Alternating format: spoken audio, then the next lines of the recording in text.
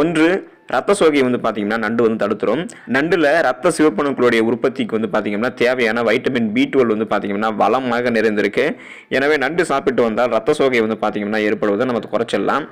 2 முடக்குவாதம் பிரச்சனை உங்களுக்கு இருந்தது அப்படின்னா அது குணமாக நீங்கள் நண்டு சாப்பிடலாம். செலினியம் என்பது ஒரு ஆன்டி ஆக்சிடென்ட் அப்படின்றது உங்களுக்கு தெரியுமா? ஆமாம் மக்களே, செலினியம் வந்து பார்த்தீங்கன்னா ஒரு ஆன்டி ஆக்சிடென்ட்.